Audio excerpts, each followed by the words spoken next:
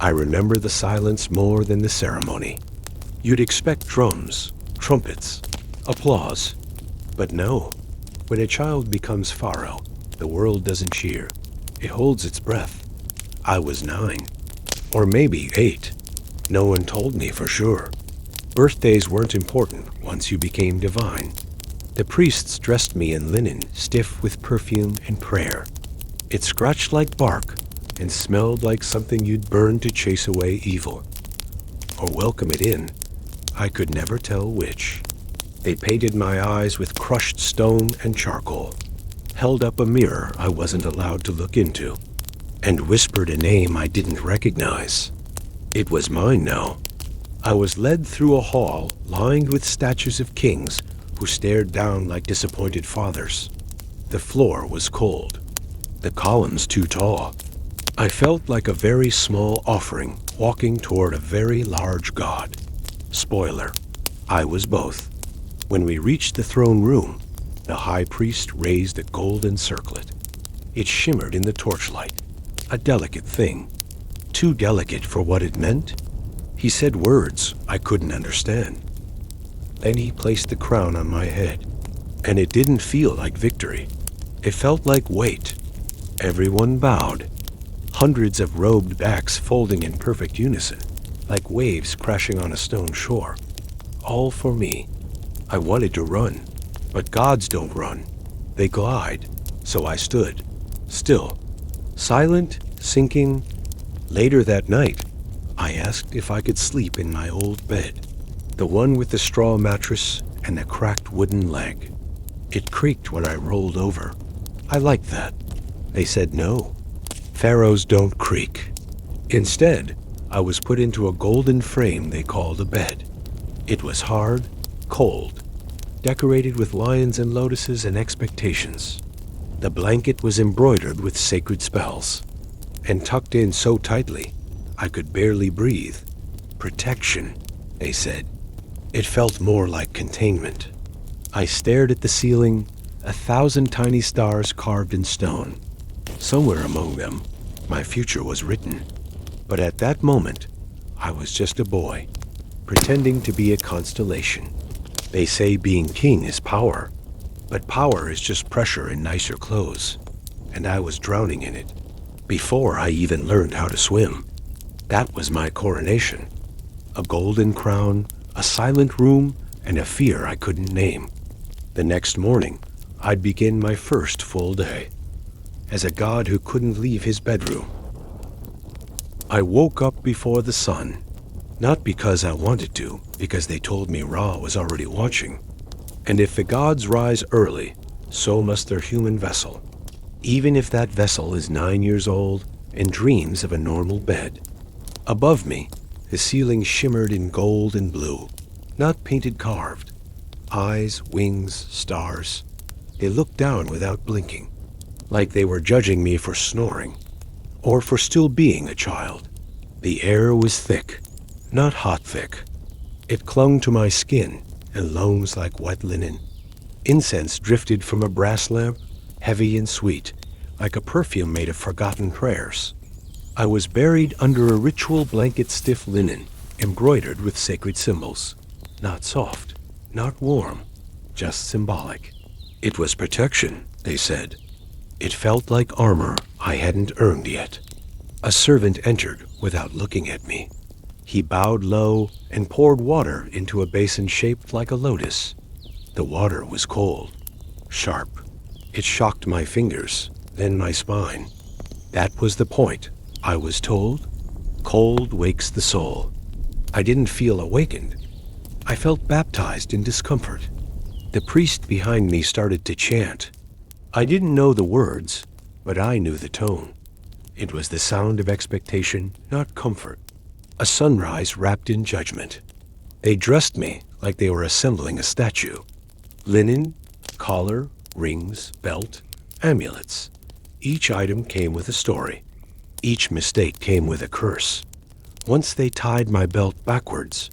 That afternoon, a sandstorm hit. They blamed me. My face was painted again, charcoal lines around my eyes. To look like Horus, I wasn't allowed to blink while they did it. Gods don't flinch, they said. I wasn't sure gods got eyeliner either, but I didn't argue. Breakfast came. Finally, a sliver of cheese. A date. A cup of thick, lukewarm beer. Not beer as you know. It more like grain porridge with a grudge. It tasted like sour bread and ceremony. I ate slowly, not because I wanted to savor it, but because chewing was the only time no one expected me to speak. It was my one moment of freedom, miserable and fermented as it was. Outside, the sky turned from ink to bone. Pale light crept into the corridors. Guards shifted in place. Priests cleared their throats. The palace yawned awake, like a lion pretending to be calm. I stood in front of a polished bronze mirror. My reflection looked regal, calm, holy, but behind the paint and linen was just a boy, trying not to disappoint a god he'd never met. The crown might have slept beside me, but the weight had already returned, and the day hadn't even begun. By the time the sun rose, I was already dressed, painted, prayed over, and perfumed. I didn't feel holy. I felt like a very anxious statue, with armpits. My morning began with a walk I never chose. Down the ceremonial corridor, between two rows of chanting priests. They didn't look at me. They looked through me like I was a candle flame they were trying not to breathe too hard on. The floor was polished limestone, warm from the rising sun. My bare feet stuck to it slightly. It reminded me I was still human, despite what everyone kept insisting. At the end of the corridor was the Temple of Ra. My father once called it the beating heart of Egypt. I called it the place where incense goes to die. Inside, it was dim. The air didn't move. The gods preferred stillness, apparently, and I was told to match their mood. A high priest whispered a prayer in my ear, something about light and order, about my body being the vessel of the sun, about how my breath maintained the cosmos. I nodded slowly, not because I understood, but because I was afraid if I didn't, someone might think the sun would crash into the earth. They handed me a staff carved with sacred animals, falcons, lions, cobras. I wasn't supposed to use it, just hold it, symbolically, like a warning no one wanted to test. Outside, the people were gathering, nobles in gold, farmers in linen, children on shoulders. Everyone waiting for me to emerge and wave. That was my job, to stand in the sun, sweat silently in holy dignity, and wave like a benevolent force of cosmic balance. They cheered. I blinked. That was all it took. A blink from the living God. Enough to make them believe the gods were happy today. After that, I had to bless a granary, then a canal. Then I listened to a poem written in my honor, which rhymed badly and mentioned my divine elbows twice. I didn't laugh. Gods don't critique poetry. Everywhere I went, people bowed. Some touched the ground. Some kissed it. Some just stared like they wanted to ask if I ever got to play outside. I didn't. I walked past offerings of figs, honey, folded linen, and small animal bones. All for me. All arranged just so. I wasn't allowed to touch any of it. Too sacred, too symbolic, too fragile. By midday, I had visited 5 temples, smiled 13 times, and heard my name chanted like a drumbeat in a thunderstorm. It didn't feel like praise. It felt like erosion. I was told I was the son of the sun, but by afternoon, I just felt like a boy with sore feet, and too much responsibility carved into his jewelry. In Egypt, sand isn't just outside. It's everywhere. In your shoes, in your teeth, in your prayers, even in the spaces between your thoughts. I once found a grain of sand inside a sealed scroll. The scribe swore it had never left the archive. I believed him, because in Egypt, Sand doesn't enter. It waits. My sandals were ceremonial thin, decorative, mostly useless. By noon, my heels felt like clay pots cracking in a kiln. God or not, hot stone doesn't care. And the sun doesn't shine here. It interrogates. It glares down with the intensity of a deity that wants answers. And I was expected to smile back. Even shade was political. Only certain walls, certain trees, certain moments. Standing in the wrong shadow could be seen as disrespect or weakness or treason. So I learned to endure the heat, not because I wanted to, but because suffering quietly was considered an act of divine leadership. Priests watched my posture. Guards watched the priests. Advisors watched the guards. And everyone watched me. Always. They said I was sacred, but sacred just meant surrounded. No privacy, no rest. Just layers of reverence that felt a lot like surveillance. Even when I walked alone, I wasn't alone. There was always someone counting my steps, measuring the space between me and the gods. I tried once to sneak out into the gardens after dark. Just once, no crown, no guards. Just linen, moonlight, and the hope of silence. I made it 7 steps. They found me near the date palms. I said I was praying. They believed me or pretended to, then added 2 more guards to my doorway. Freedom was not something I lost. It was something I never knew I lacked until I saw it on the faces of boys. Playing in the dust just beyond the palace gate, they threw stones into the wind and laughed. And for a moment, I envied the dust because it could go anywhere, and I could not. They called it the House of Eternity, but it creaked. The palace was grand, yes, but also old. Stone worn thin from generations of footsteps and whispers. Walls heavy with prayers that never reached heaven. Behind the gold and incense, there were shadows. Servants who moved like ghosts. Guards who never smiled. Scribes who wrote down everything except what mattered. And beneath it all, the pit, not an actual hole in the ground. Worse, a metaphorical one. A quiet place made of pressure, where secrets grew like mold. The pit lived behind every polite smile, every bowed head, every compliment followed by silence. It was a palace made of performance, and I was its most fragile prop. The viziers met without me. Always. They said it was to spare me the burden, but when I entered a room, their voices dropped, like someone had blown out a candle. Once, I found a message under my water bowl. It said, "Trust the cat, not the hand that feeds it." To this day, I don't know who wrote it or what it meant, but I started feeding the cat myself, ... just in case. One priest told me the gods spoke through dreams. Another warned me that dreams were dangerous. Both men smiled while saying opposite things. That was the pit. It never contradicted itself directly. It let others do the contradicting for it. My food was tasted by 3 people before it reached me. Not for quality, for poison. They said it was tradition. I wondered how many traditions started as regrets. I had cousins I'd never met, uncles I was told not to trust, and a half-brother I only saw once at my coronation, smiling too hard from too far away. They say power is lonely. They never mention that it's also crowded. So many eyes, so many motives, so many hands ready to help you up, just so they can let go halfway. And yet, the walls never cracked. The rituals never stopped. The crown stayed balanced on my head, or at least, I made sure it looked like it did.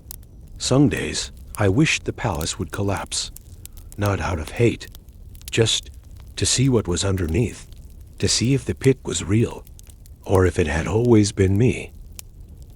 The first time I saw blood spilled for the gods, I was eating grapes. They told me not to look, but they also told me I was divine, so I looked anyway. What kind of god closes his eyes? It was a ram, bound in linen, decorated with blue beads. Led to the temple steps beneath the morning sun, its eyes were wide, not with fear, but with confusion. It didn't understand what it had done wrong.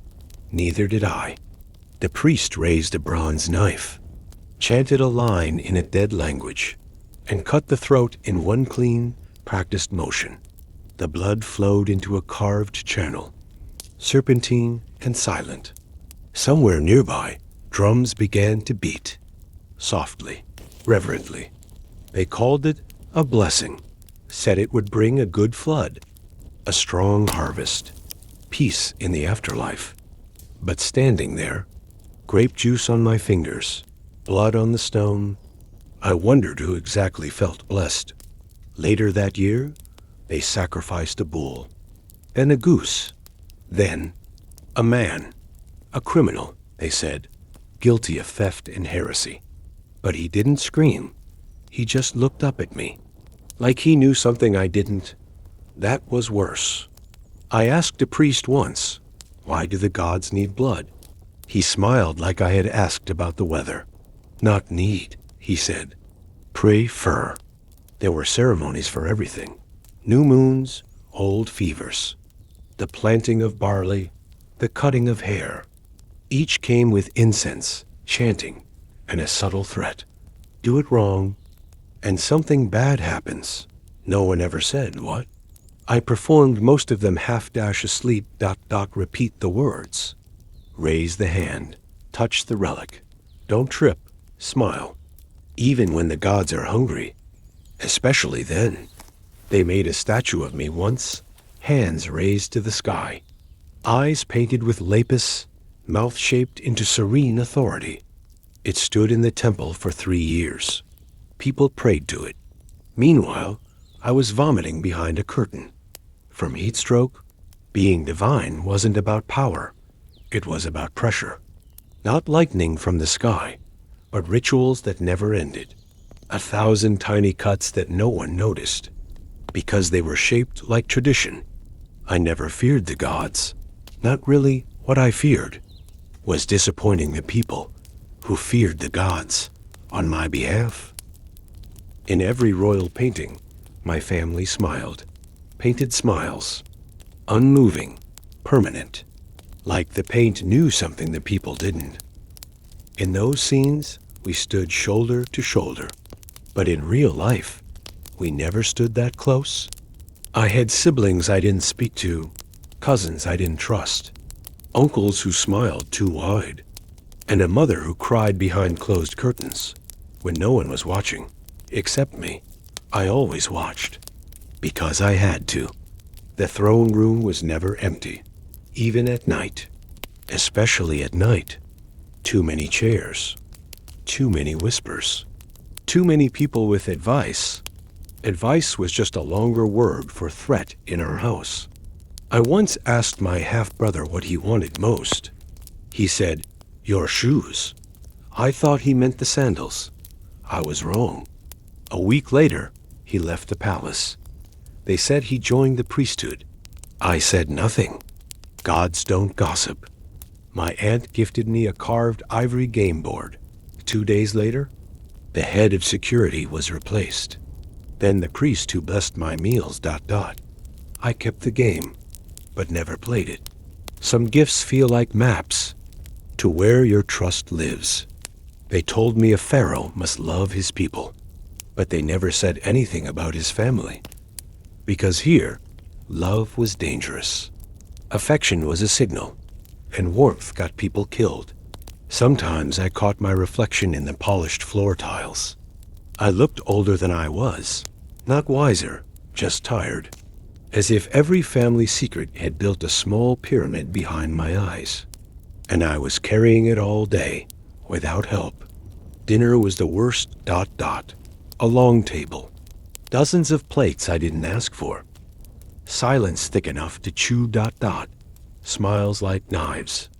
Every toast felt like a test, every bite a wager. Once I coughed on a fig. 2 people flinched, 1 stood up. The room froze. I swallowed, waved, smiled, laughed. Gods don't choke. In the end, fire didn't scare me. What scared me was the coldness in the eyes of those who were supposed to love me. I wasn't allowed to sneeze, not in public, not in front of priests, not during ceremonies. A sneeze, they said, could be read as a divine omen, a message from the gods, or worse, a sign that the Pharaoh was human. So I learned to hold them in, tight little explosions behind my eyes. And when I failed, they burned papyrus, scattered salt, and made me drink something that tasted like spicy river water. When I got a fever, they called it solar cleansing. They said Raj were burning impurities from my blood. Meanwhile, I was hallucinating snakes, crawling out of the walls. They burned incense. I asked for water. They brought prayers. The royal physician was always calm. He wore white linen and a permanent squint. He never looked me in the eye, only at my symptoms, which made me feel like more of a statue than usual. He gave me honey, ground herbs, and spells, always spells, for balance, for cleansing, for expelling bad wind from the chest. Apparently, even the gods feared a good cough. Once I had stomach pain. He wrote a prayer in ink made from figs and charcoal, and told me to wear it on my belly. I did. The pain stayed. So did the stain. They didn't believe in germs. They believed in imbalance, in curses, in vengeful spirits. One priest said my cough was punishment for thinking too much. He might have been right. I was told that the Pharaoh must not die young, but also that death was part of divine balance. I asked which was true. They said yes. Every medicine came with a ritual, every diagnosis with a parable. Even a rash meant 3 chants, 2 salves, and a goat hair charm. The body, they said, was a temple. Mine just had more visitors than most. Sometimes I thought illness was the body's way of trying to escape when the soul couldn't, but no one ever wrote that down. Most boys my age built mud temples by the river. I was designing my tomb, not sketching, not imagining, planning, because in Egypt, your grave isn't an end. It's a project, and it starts before your voice changes. My architects showed me blueprints when I was 10. They spoke of chambers, traps, blessing angles, and air holes that doubled as soul tunnels. I asked where the bed would go. They laughed. I didn't. Every pharaoh must prepare for the afterlife. That's what they told me. But the preparations didn't feel spiritual. They felt architectural, like I was building a mansion for someone else, and I'd only get to visit once. I chose stones from distant quarries, selected pigments made from crushed beetles, approved statues that looked nothing like me, but exactly like what people wanted to remember. There were scrolls, dozens of them, listing what I'd need for eternity: food, weapons, games, perfume, and 4,000 tiny servant dolls, called Shabtis, to work for me in the next world. I didn't get 4 real servants in this one. Some nights I dreamed I woke up inside the tomb, not dead, just misplaced, surrounded by gold, but unable to breathe. No door, no voices, just paint that never aged, and silence thick enough to drink. They say tombs are for peace, but every day mine grew taller, wider, deeper. I watched it from the palace window, a monument rising slowly, like a question no one wanted to answer. Once, a stone carver collapsed from heat. He died the next day. They replaced him without ceremony. I asked what would happen to his soul. The priest said, if he carved well, he'll follow you. No pressure. The tomb wasn't just for my death. It was part of my identity. A statement, a performance, a final word I hadn't even spoken yet. Sometimes I wondered, if I was being buried in slow motion, not because I was dead, but because I was Pharaoh, and that was close enough. Dying, for most people, is the end of responsibility. For a pharaoh, it's when the paperwork starts. Because in Egypt, death isn't rest, it's an itinerary, with deadlines. There were scrolls mapping my journey after death. Literal maps, papyrus charts with gates, rivers, judges, beasts. The soul, it seems, has a lot of bureaucracy to get through before it can rest. First, the weighing of the heart. It must be lighter than a feather, but not just any feather, the feather of Mat, symbol of truth, justice, cosmic order. I was 9, already feeling guilty. If your heart fails the test, a demon with a crocodile head eats it.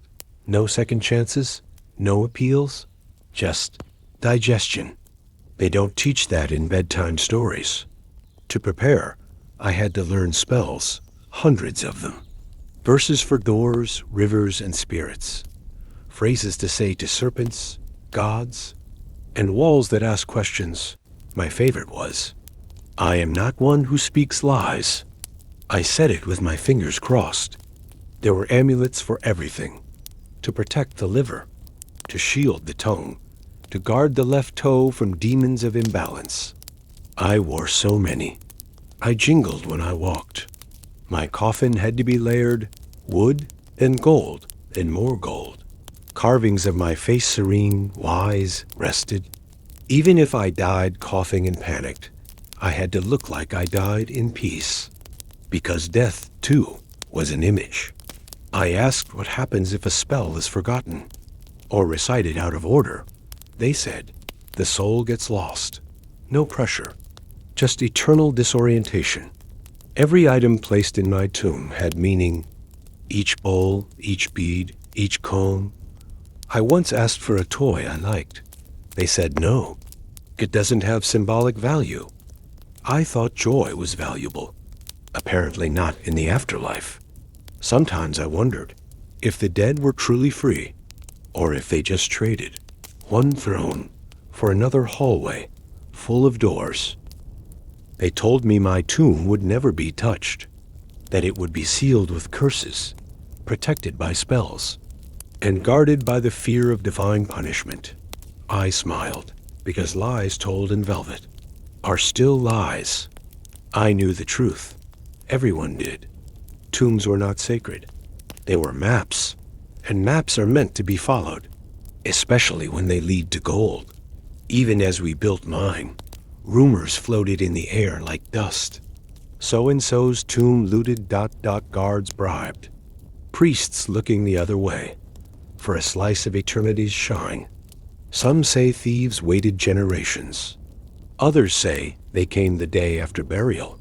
Sometimes the same people who buried you returned with shovels and plausible deniability. The traps didn't help. False doors, hidden shafts, poisoned walls, all clever, all breached, because desperation outthinks design, and hunger always solves puzzles. I asked once, what if I'm robbed too? The priest said, your soul will already be gone. Comforting, I suppose. We added more spells, wrote warnings in red ink, buried decoy treasures in nearby chambers, an entire second tomb, just to trick the desperate. It felt less like preparation and more like negotiation. I sometimes wondered if I was building a gift for the future's boldest criminals.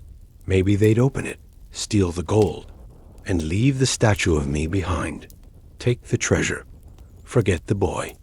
But the idea that someone centuries from now would read my name aloud, even while prying a lid open, gave me strange comfort. That's how desperate I was. To be remembered. Tombs may crumble, gold may vanish, but fear lingers.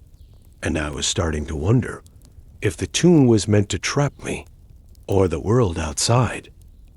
They prayed all day, at sunrise, before meals, before decisions, before sneezes.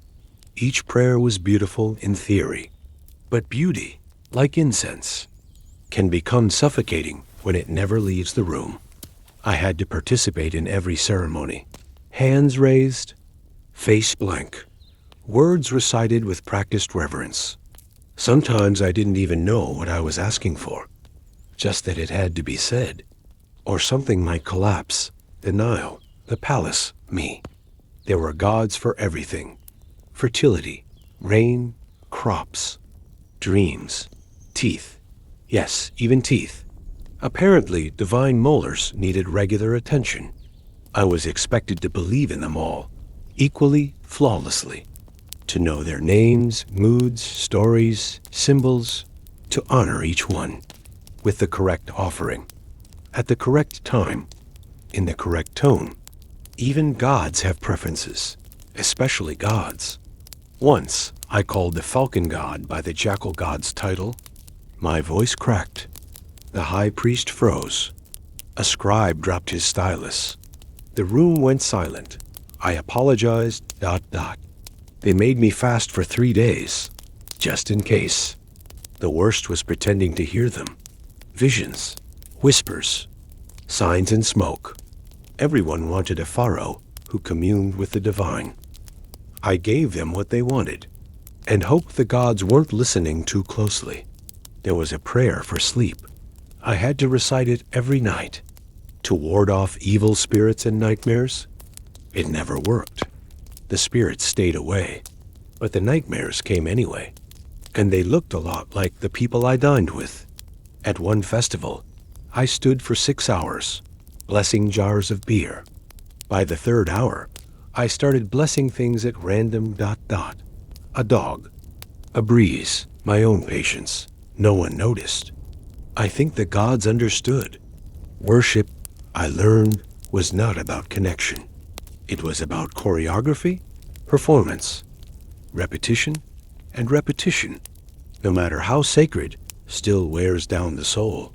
They said I was the bridge between heaven and earth. But even bridges need rest. And no one ever built me a place to lie down. I was never alone. Not once. Not really. There were always priests nearby, guards, scribes, eyes watching me eat, walk, breathe. I lived in a crowd and died a little quieter every day. They called me the living God.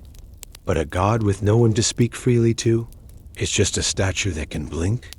Every conversation had a script, every glance a consequence, every silence a choice. Sometimes I spoke to the cat, not because she answered, but because she listened. She blinked slowly, like she understood boredom and royalty, and the difference between them. The palace was never quiet. It echoed with chants, footsteps, and the sound of things I wasn't allowed to question. But inside me, there was a different kind of silence, heavy, unspoken, sharp. At feasts, I sat at the center of the table, surrounded by music, laughter, gold ... And yet, I always noticed the empty chair beside me, the one reserved for no one. I tried to laugh once, genuinely. A guard had tripped over his own spear. It was funny ... I laughed. No one joined me. They just bowed ... as if joy required permission.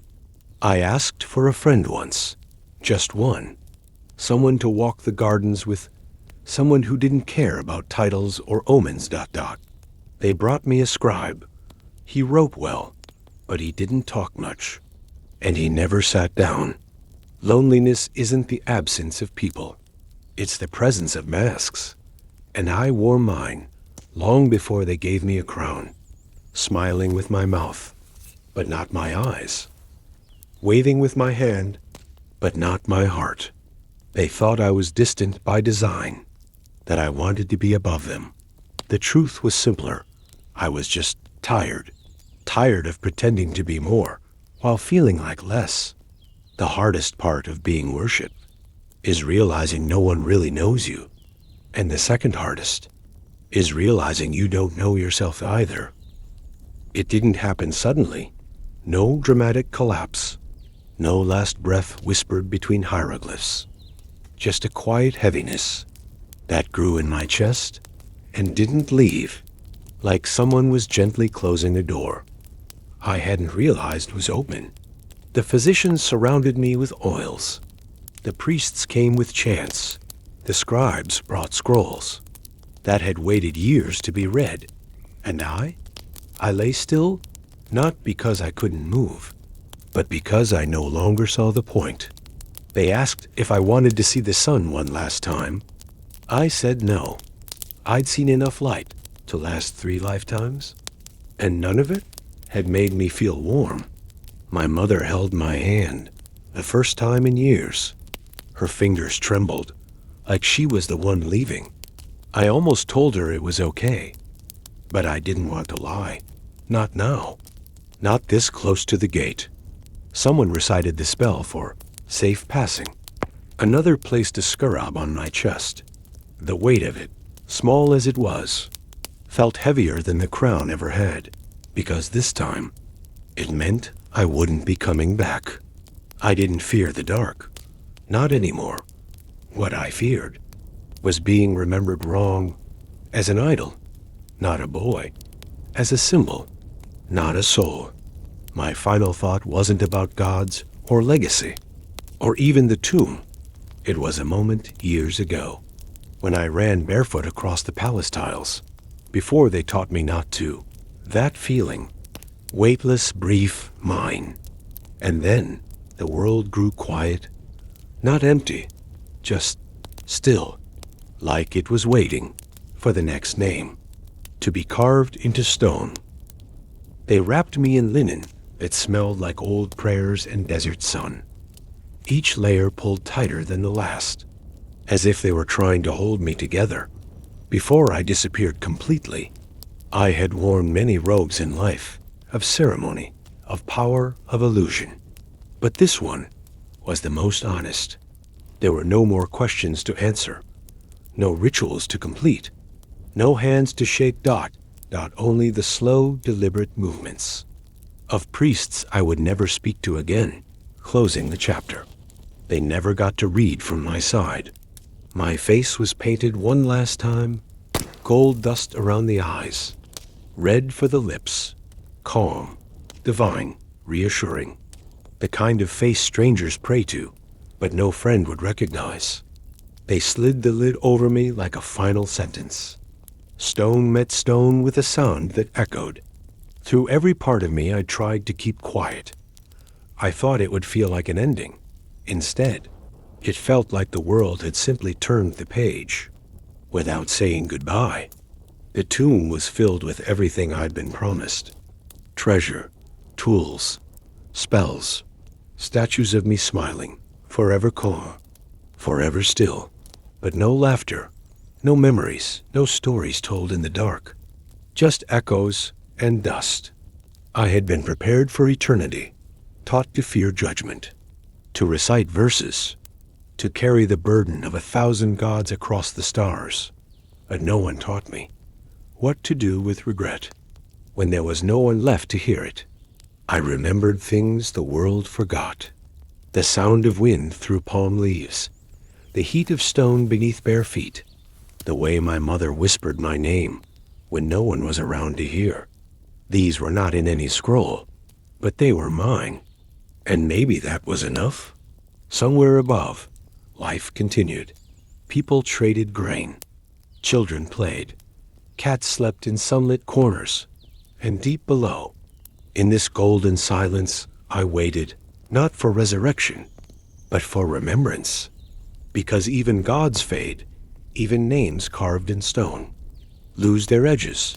But sometimes, just sometimes, someone finds the right door, brushes the sand away, speaks your name aloud, and you live again for a moment, and that moment can feel like forever. So if you're still here, drifting between sleep and shadow, know this: I wasn't just a pharaoh. I was a child, a son, a voice lost in ceremony, a soul wrapped in silence. And you just heard me. And that means I was never truly buried. If you're still here, somewhere between wakefulness and dream, between the flicker of the flame and the fading of thought, thank you. Thank you for walking these halls with me, for listening, not just with ears, but with something quieter, deeper. History is a strange companion. It never shouts, it waits, buried in dust, wrapped in silence, and always hoping that someone will stop, stay a while, and listen. You did? And that matters more than I can say. I've told you my story, but there are others, countless others. Philosophers who whispered to the moon, queens who prayed beneath stars no longer in our skies, assassins who regretted their orders, slaves who dreamed in poetry, all waiting, all forgotten, but not forever. So if you'd like to drift again, through candlelit chambers, through sun-drenched ruins, through lives lived loudly, but remembered softly, you're welcome here. This place is for you, for quiet nights, for tired hearts, for curious minds that wander while the body rests. I'll be waiting in the next story, with another name, another crown, another memory tucked between stone and silence. Until then, rest, and remember, sometimes the past doesn't stay buried. Sometimes it whispers back.